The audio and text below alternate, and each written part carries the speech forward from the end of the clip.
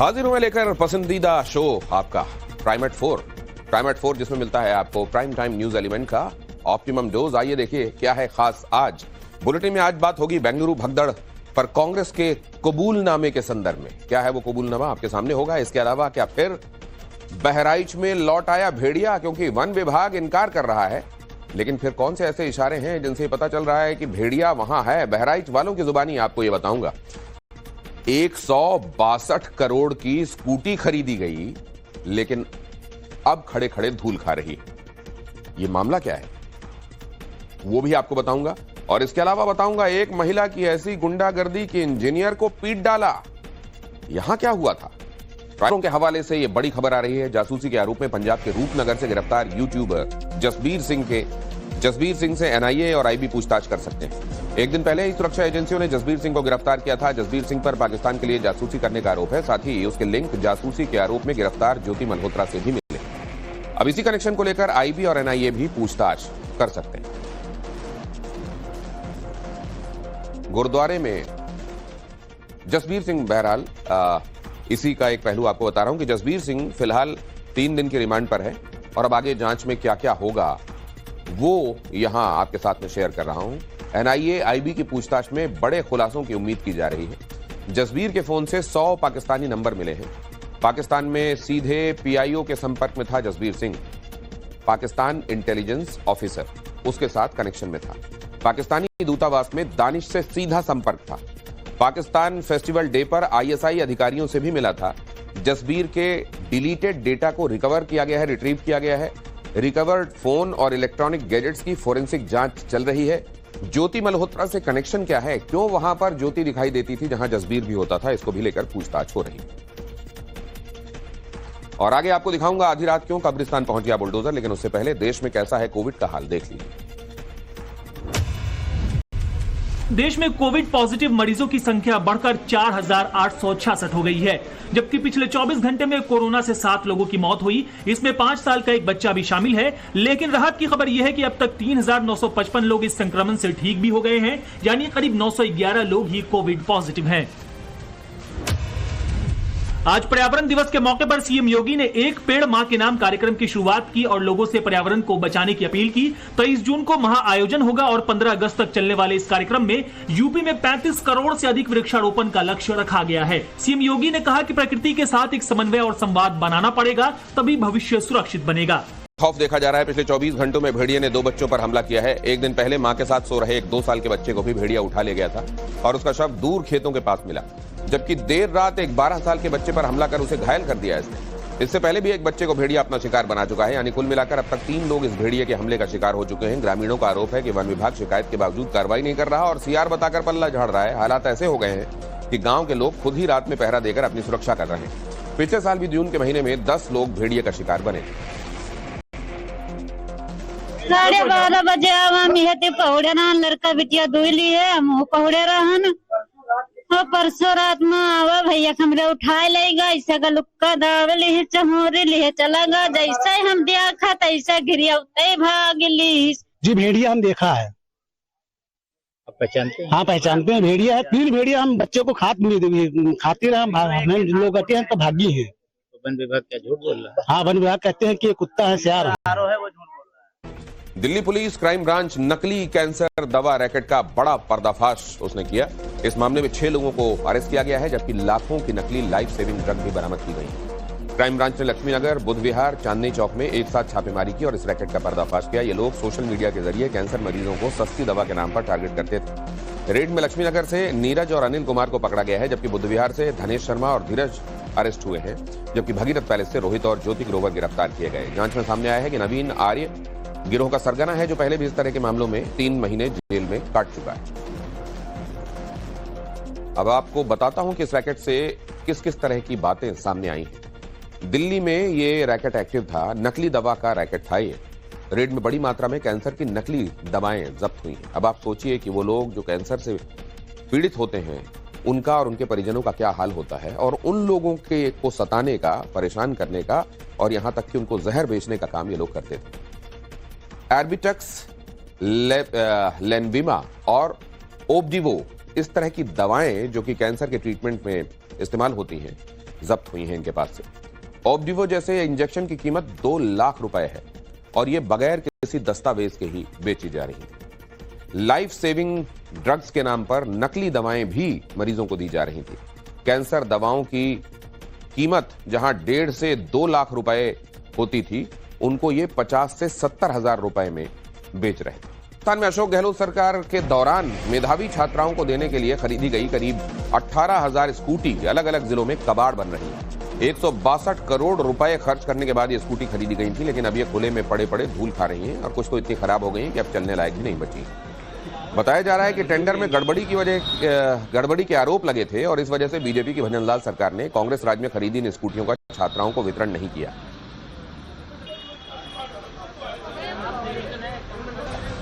सियासत के खेल में सब बिसात बन गए, हाथ थे जिनमें दम वो मोहरे बन गए।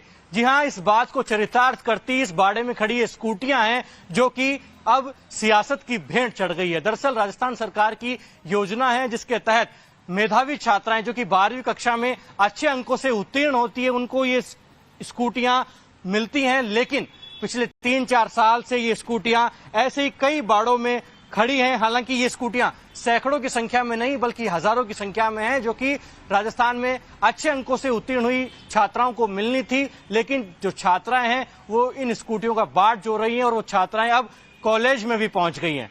ऐसे में पूर्ववर्ती अशोक गहलोत सरकार पर आरोप लग रहे हैं कि उन्होंने आचार संहिता से पहले इन स्कूटियों में बड़ा भ्रष्टाचार किया, जिसकी भजनलाल सरकार जांच करवाना चाहती है और इसीलिए ये स्कूटियां यहां धूल फांक रही हैं और अब तक छात्राओं तक पहुंची नहीं है। ऐसे में सबसे बड़ा सवाल यह है कि आखिरकार अब ये स्कूटियां निकल भी गई बाहर तो छात्राओं पर आर्थिक भार भी पड़ना तय है, क्योंकि ये जो स्कूटियां हैं वो क्षीण भिन्न स्थिति में आ गई हैं और निश्चित रूप से जब ये स्कूटियां छात्राओं तक पहुंचेगी तो निश्चित रूप से इसकी मरम्मत में भी कहीं ना कहीं छात्राओं पर भार पड़ना तय है। कैमरा पर्सन भवानी के साथ लखवीर सिंह शेखावत, टाइम्स नाउ, दौसा। ये क्या है पूरा मामला? कैसे इतनी बड़ी लापरवाही हो रही है? क्यों ये स्कूटियां धूल खा रही हैं? गहलोत सरकार में 62,000 स्कूटियां खरीदी गई थी। 2021, 2022 और 2023 में स्कूटी खरीदी गई। 2023 में 15,000 स्कूटियों का वितरण अटका। आचार संहिता के दौरान अनियमितता के आरोप लगे। कुछ स्कूटी वितरण वेंडरों से विवाद में अटक गई। कुल 18,000 स्कूटियां पार्किंग में खड़ी धूल खा रही हैं। भ्रष्टाचार के आरोप की वजह से वितरण रोक दिया गया। जिन छात्राओं को ये स्कूटियां दी जानी थी तो वो पिछले 3 साल से इस गोडाउन के चक्कर लगा रही हैं। हाथ में इंश्योरेंस और स्कूटी का कागज भी इनके पास है। इन छात्राओं की पीड़ा यह है कि अगर 3 साल पहले मिल जाती तो इन्हें कॉलेज जाने के लिए परेशानी ना उठानी पड़ती। जब टाइम्स नाउ इस बाड़े में पहुंचा तो ये तमाम छात्राएं भी आकर पहुंची हैं जिन्हें इन स्कूटियों की बाट जो रही हैं। आप बताइएगा, आपने कब 12वीं कक्षा उत्तीर्ण की थी? 2022 में हमारी 12th हो चुकी थी। और कितनी या आपकी परसेंटेज उतनी थी क्या कि आपको स्कूटियां मिले? हाँ, फाइनलिस्ट में हमारा नाम आ चुका था और गवर्नमेंट की साइड से हमारे पास ये डॉक्यूमेंट्स भी थे जिन पे पूरा आ चुका था कि कौन सी स्कूटी मिलने वाली है, टीवीएस वगैरह सब कुछ दे रखा है इसमें। तो ये स्कूटी आपको मिलनी थी, लेकिन ये स्कूटियां तो यहाँ पर अब जर्जर स्थिति में होगी। हाँ, कबाड़ा बन चुकी है अभी ये। आप कौन सी क्लास में? आप? मेरी कॉलेज हो चुकी है, फाइनल ईयर हो गई। अच्छा, फाइनल ईयर कंप्लीट हो गया? कंप्लीट हो गई। स्कूटी इसलिए दी जाती है कि इस कॉलेजों में तुम्हें स्कूटी के लिए यातायात सुविधा मिल जाए और हमारी कॉलेज हो चुकी है। तो कॉलेज कंप्लीट होने के बाद भी छात्राएं स्कूटी की बाट जो रही है। कुछ और छात्राएं हैं। आपने कब 12वीं कक्षा पूरी की? 22 में। 2022 में। स्कूटी मिली? नहीं। मिलनी थी, नाम आया था? हाँ, नाम आया था, बैलेंस वगैरह सब डल गया, लाइसेंस भी बनवा लिया हमने। लेकिन अभी तक कोई वो नहीं है। अभी कौन सी क्लास में पढ़ रही है? अब हम 3rd ईयर दे दी, एग्जाम वगैरह रिजल्ट आने वाला है। मतलब बैचलर्स पूरा होने को है। हाँ। क्या कारण मानती है क्यों नहीं मिली स्कूटियां? क्योंकि अब तो ये कबाड़ हो रही हैं। अब आपके काम की भी बची है क्या? पता नहीं, इनको ही पता। लापरवाही, गवर्नमेंट की लापरवाही, विभाग की लापरवाही, और तो क्या ही बोल सकते हैं।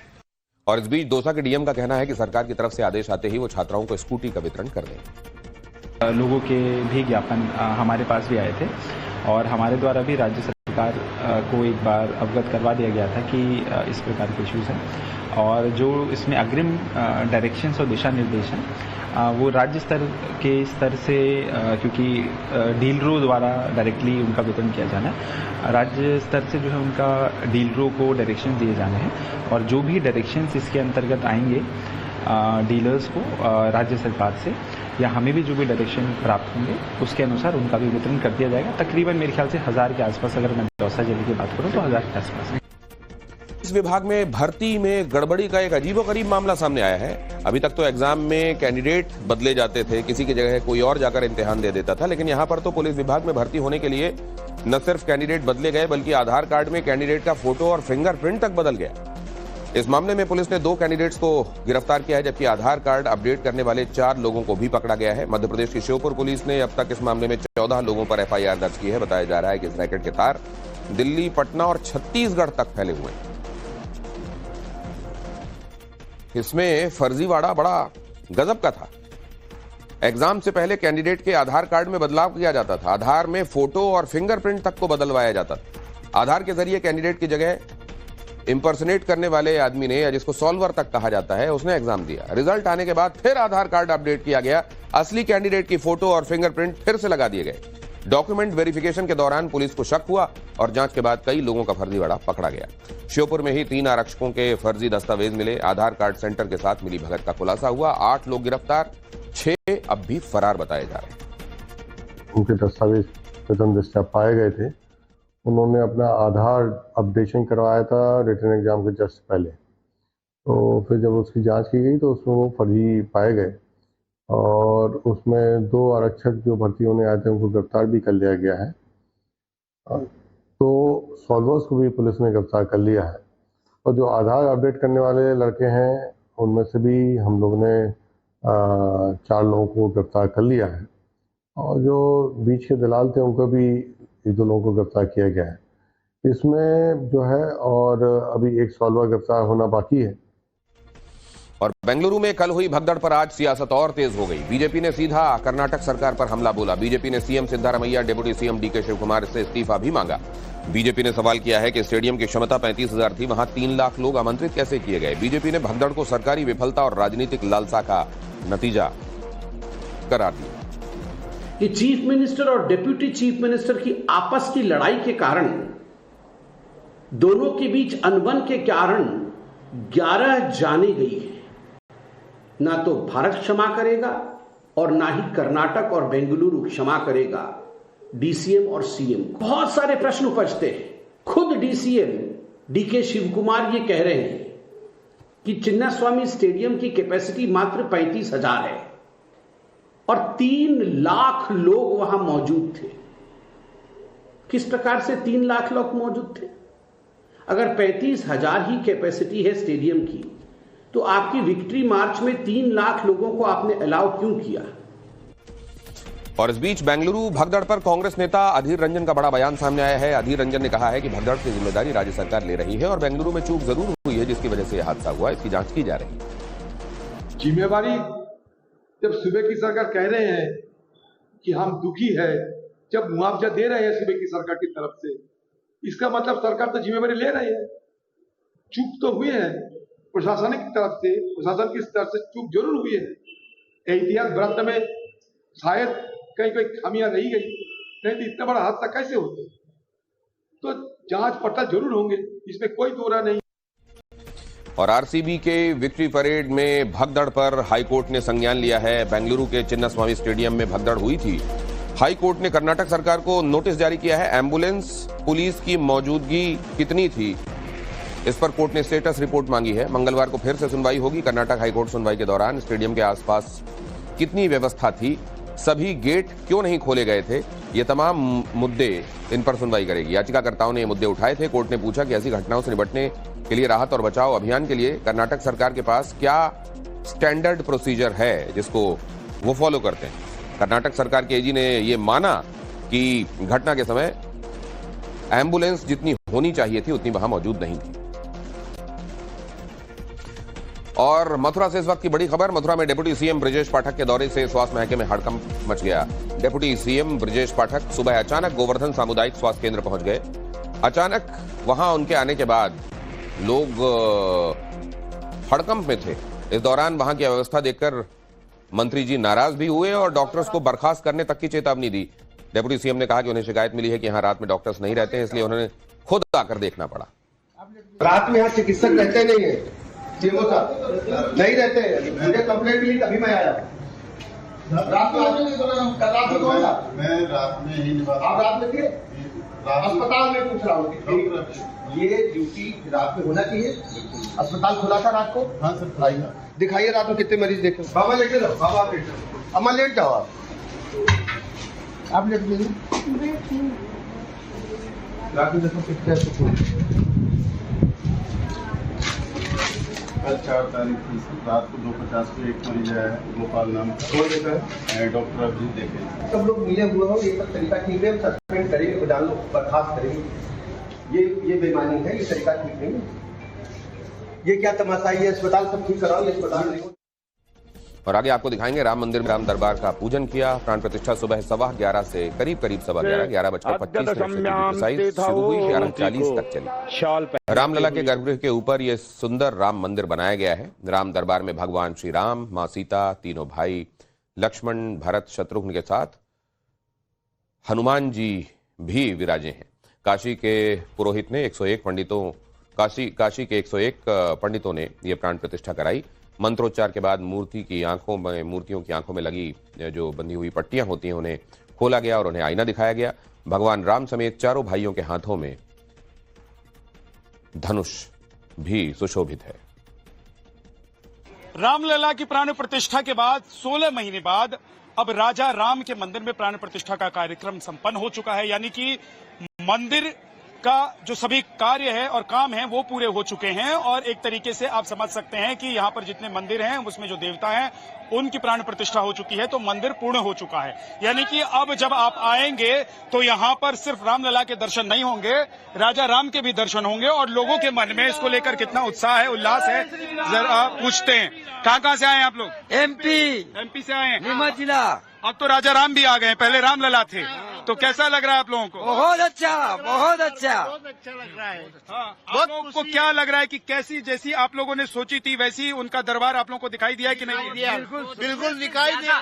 सोचने से ज्यादा जो हमने सोचा नहीं था वो योगी आदित्यनाथ ने कर दिखाया है। इसके पहले की सारी सरकारें भ्रष्ट थी।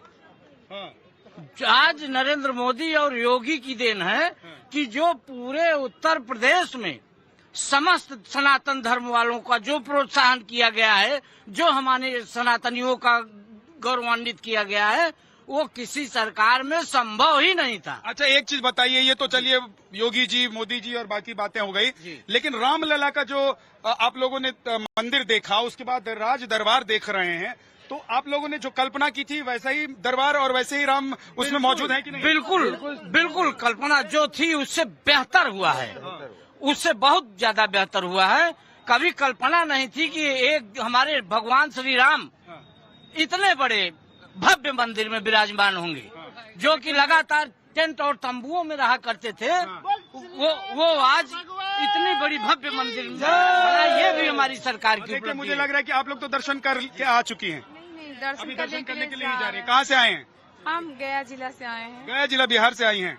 अच्छा, तो आप लोगों ने अभी टीवी पे तो देख लिया होगा कि राजा राम जो है विराजमान हो चुके हैं, उनका दरबार सज चुका है प्रथम तल पर, यानी कि पहली मंजिल पर। तो आप लोगों की कल्पना के मुताबिक ये सब दिखाई दे रहा है या आप लोग और कुछ समझ रहे थे, सोच रहे थे? नहीं, कल्पना से तो ज्यादा ही है। हाँ, अच्छा है, जो सोच रहे उससे भी बहुत अधिक। और ये अपने में अगर इसकी टाइमलाइन और जो इसके साथ होने वाले घटनाक्रम है उसको देखें तो राजा रघुवंशी के भाई ने एक बड़ा खुलासा किया है, वो आपको बताऊंगा। इस केस की टाइमलाइन यह है कि 11 मई को राजा और सोनम रघुवंशी की शादी हुई, जिसके बाद राजा और सोनम 20 तारीख को हनीमून के लिए रवाना हुए। सबसे पहले इंदौर से बेंगलुरु होते हुए गुवाहाटी पहुंचे। गुवाहाटी में राजा और सोनम ने मां कामाख्या के दर्शन किए और 23 मई को मेघालय के शिलोंग के लिए वो रवाना हुए। 24 मई को राजा और सोनम का फोन स्विच्ड ऑफ मिलना शुरू हो गया लोगों को। परिवार को यह चिंता होने लगी कि क्या हुआ है। परिवार के लोग 24 मई को प्राइवेट जेट हायर करके शिलोंग पहुंचे। परिवार ने पुलिस में शिकायत की और 11 दिन बाद ड्रोन की मदद से पुलिस को राजा की बॉडी मिली। राजा की बॉडी तो पुलिस ने बरामद कर ली, लेकिन सोनम रघुवंशी अब तक लापता है और उनकी तलाश में पुलिस की 6 टीमें लगी हुई हैं। राजा रघुवंशी की मौत के बाद मुझे मारा गया है, सीबीआई से जांच कराई जाए। राजा रघुवंशी के भाई ने कई हैरानकुन खुलासे भी किए। हमारी जो है चेन अंगूठी, ब्रेसलेट, पर्स, ये सब गायब अभी। ये पीछे बांग्लादेश बॉर्डर भी लगती है, तो क्या लग रहा है कि अंदेशा शक हो रहा है? क्योंकि लोगों के सुनने वहाँ से आया तो है, तो यहाँ से जो कपल आते हैं नए, उनको उसमें से लड़कियों को उठा के लिया तो मेरा शंका आपको अपहरण करके फिर हत्या की गई है। अपहरण है, रॉबरी है, बाकी मर्डर। सरकार से क्या कहना चाहेंगे कि सोना सरकार से हमारा एक ही निवेदन है, इसमें सीबीआई जांच की जो। मॉनसून के साथ राहत आती है अमूमन, लेकिन आफत भी आती है। बादल फाड़ कर आने वाली इस बारिश से उत्तर से लेकर दक्षिण तक ये तस्वीरें देखने को मिल रही हैं। उत्तर पूर्व के राज्यों पर ज्यादा मार पड़ी है। सैलाब के चलते पूर्वोत्तर के राज्य बर्बाद नजर आ रहे हैं। बाढ़ ने लोगों का जीना मुहाल कर दिया है। हर तरफ पानी नजर आ रहा है। ऐसा लग रहा है जैसे मानसून बेलगाम हो गया हो। इसी से जुड़ी ये तस्वीरें मैं आपके सामने रख रहा हूं। सिक्किम में बाढ़ बारिश से बर्बादी के चलते, उफान पर तीस्ता नदी के चलते देखिए क्या हालात हैं। ब्रिज टूटकर बह गया। रेस्क्यू में जुटे हुए हैं भारतीय सेना के जवान। सिक्किम के मंगन में बारिश और बाढ़ के कारण भारी तबाही हुई, जिसके कारण कई सारे पुल नष्ट हो गए हैं, बह गए हैं। इसलिए इस तरह का ये फुटओवर ब्रिज बैम्बू के जरिए बनाया गया है और ये ब्रिज दो छोरों को आपस में जोड़ता है, जिसकी पूरी तरह से कनेक्टिविटी खत्म हो चुकी है। टाइम्स नौ भारत की टीम इस वक्त उसी पुल पर मौजूद है जो यहाँ के स्थानीय निवासियों ने, लोगों ने मिलकर इसे बनाया है। आपको बता दें कि इस पुल पर एक समय में लगभग 2 से 3 लोग ही चल सकते हैं, इसलिए दोनों ओर यहाँ पर ऑफिसर्स तैनात हैं ताकि लोगों के मूवमेंट को मॉनिटर कर सके।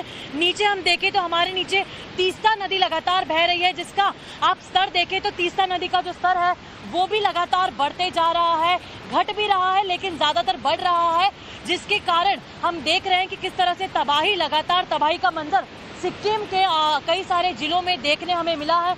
हम आपको बता दें कि टाइम्स नौ भारत की टीम इकलौती ऐसी टीम है जो इस वक्त यहाँ पर इस ब्रिज पर मौजूद है। आपको ये भी बता दें कि इस बीच